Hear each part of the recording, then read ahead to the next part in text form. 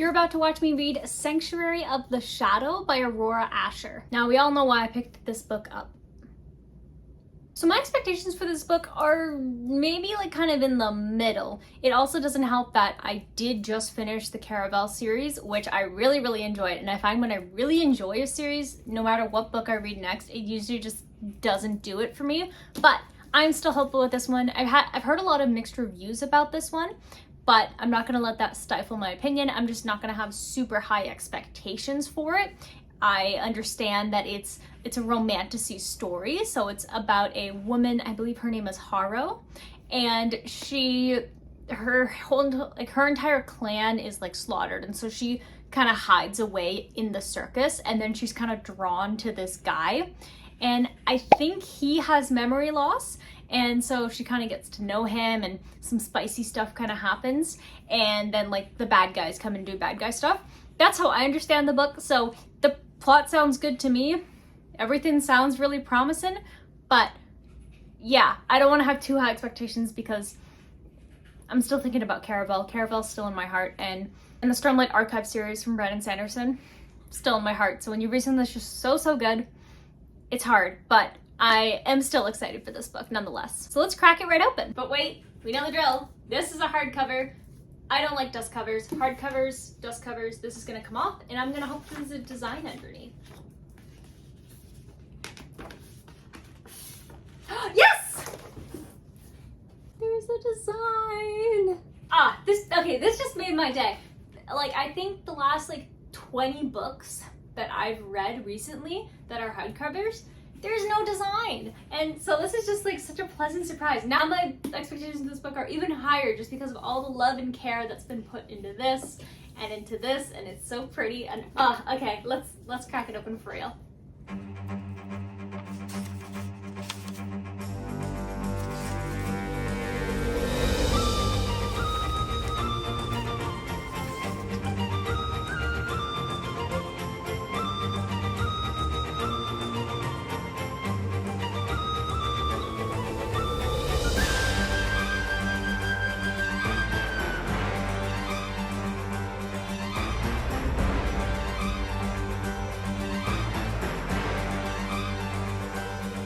I'm about 100 pages into Sanctuary of the Shadow, and here are my thoughts so far. Wraith is like high-key very hot, very attractive.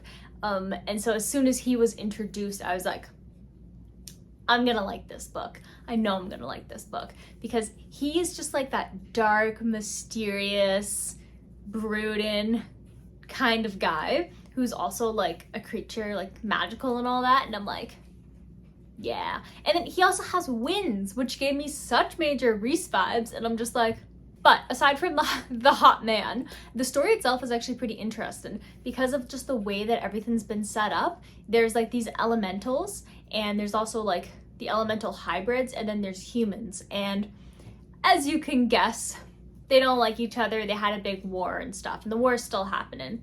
And so the main character, Harrow, is basically the survivor of the seers, which are also like water elemental people. And so she's the only one who survived, and all the other ones were killed by wraiths, and that's important, of course. And so she kind of like ran away to the circus, and she's been protected there ever since. And so there's different elementals as well. So this traveling circus, basically elementals who have nowhere to go just kind of go there, and they get like fed and sheltered and protected, and kind of just have like a place where they belong because they don't belong anywhere else. Like the humans are still at war, and they'll try to kill any elementals, even elemental hybrids, which are like half elemental, half human, but they're also like kind of half animal in ways. Like one of the main character's best friend is like half panther. So that's interesting as well. Like just how it's different. And she has like a tail and everything. And I'm like, that's really cool. It's like very different. And I really like just the kind of mix of different characters and how that's kind of progressing. And honestly, I was surprised about the themes throughout. So there's definitely some themes about like female empowerment, having really good like close friends who are not like romantically involved. And then also the whole thing about like misogyny and like racism, but within this like fantasy world. And I think that it's pretty interesting the way that it's handled. And then the main character herself, what I like is she's definitely being driven by the plot, but it's not like she has like no reason to be driven by the plot. Like it is a bit of a plot device going on where it's like her being a seer. It's like, oh yeah, like she feels inclined to do this then and she doesn't understand why. And I think that that's a pretty, like, I think there probably could have been like a stronger way to go about it, but I'm definitely not against it. I don't like it's when characters are just like, okay, let's go do this, and they have like no motivation and like no reason to do what they're doing. But the main character is being kind of like urged on by the water, which is kind of like her seer magic power stuff that kind of urges her to do certain things.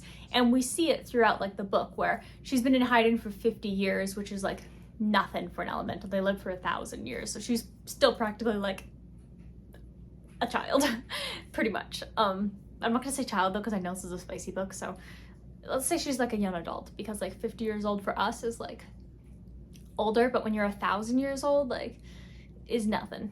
But yeah, I really like that there's an actual motivation for the character to do something, even if she doesn't understand why she's doing it. So she basically wants to free Wraith, who's been kind of sold off to this circus, and she doesn't think it's right. She doesn't believe that he's a Wraith, and so she wants to kind of help him, and she's felt super drawn for him. Like for months and months, she's kind of had these like dreams and these inclinations and just like this feeling that there was some darkness coming and she was going to be drawn to it and she was going to have a connection. And so now that he's finally here, like she's very connected, and like they do trust each other, even though they don't really talk much, but just being there for each other is kind of like established some sort of positive connection, whereas everybody else who's met him is just like trying to hurt him. So yeah, I think that it's really nice, and he's really hot, okay?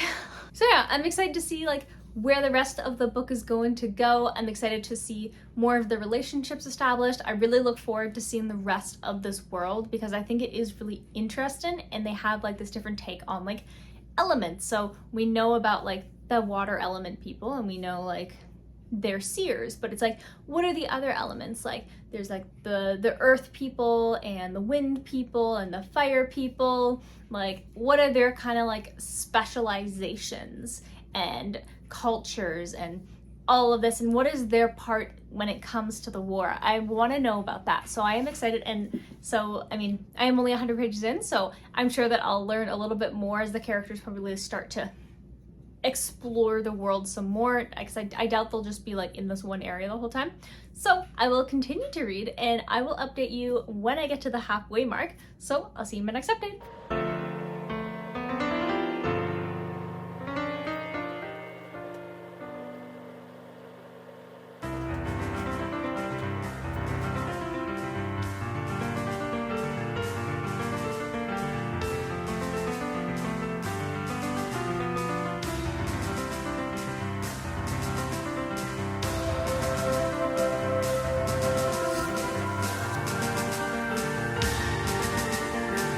I'm now about halfway through Sanctuary of the Shadow, and I'm not liking it as much as I did at the beginning, but I'm still interested to like see where it goes. But there just seems to be a lot of like exposition that happens, like this kind of like great reveal happened twice for some reason. I'm like, why did this happen twice? It would have been more powerful if we didn't know about it the first time it was like mentioned, and if it was kind of revealed now and the main character is like, what? Like that's what this is?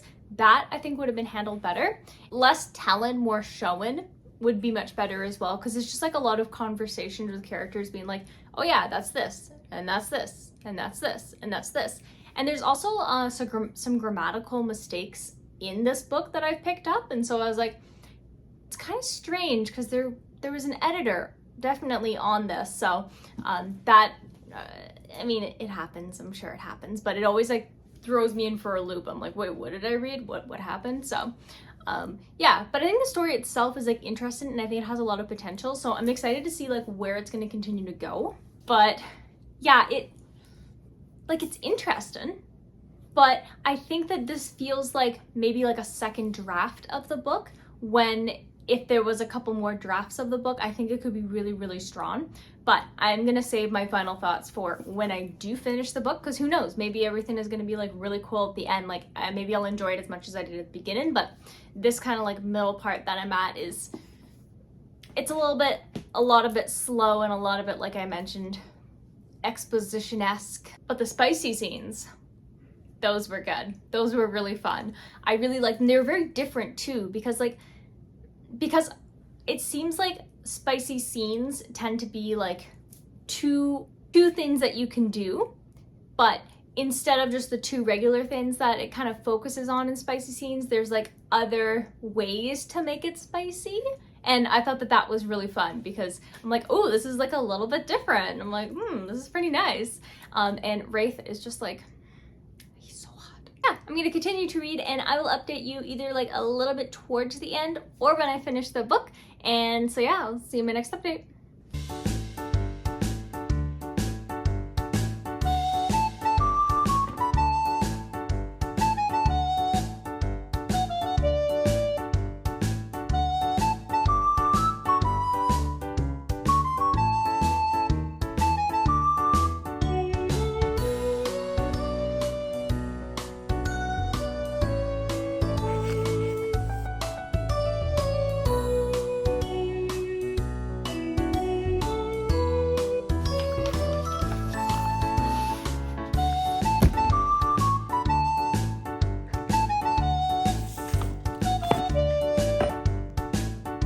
Last night I finished Sanctuary of the Shadow, and I have a lot of thoughts about this book. The first 100 pages I did enjoy, despite the clunkiness of the writing. I think that the smut scenes were very, very well done, but you can see that there's a clear difference in the smut scenes versus the plot scenes, and that's a little bit jarring for a reader. I felt that the characters were very one-dimensional, except for like Wraith. I think Wraith was the best developed character. He really did remind me of Hunt from Crescent City, the kind of like tortured vibes that was kind of going with, and like the big storm powers and like the winds and stuff. Like, I really did like Wraith. I thought Wraith was really hot, to be honest.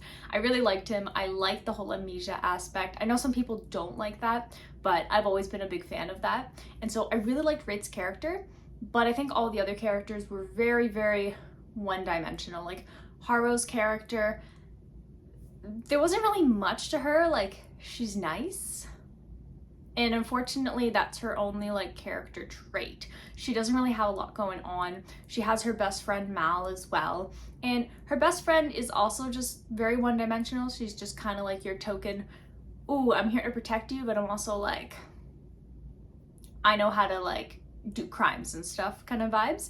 It was very unfortunate for me as a reader that they kept on repeating that Mal is her best friend. Like, as a reader, we know that. We don't need to be reminded that every single time this character is like in the scene. So that was like, it kind of made it a little bit harder to read, to be honest. And it always makes me feel bad when I can't enjoy a book as much as I wish I could have. I also felt that the writing was very juvenile, and there was, like I mentioned, there was a complete disconnect in terms of like the plot writing and the character development and the world development versus those like spicy scenes. The spicy scenes were, they had detail, they had emotion, they had a connection. Like, I really enjoyed how it wasn't just your standard like missionary kind of scenes. I think that that was fun, and I liked the experimentation of those scenes. I think those were handled really well.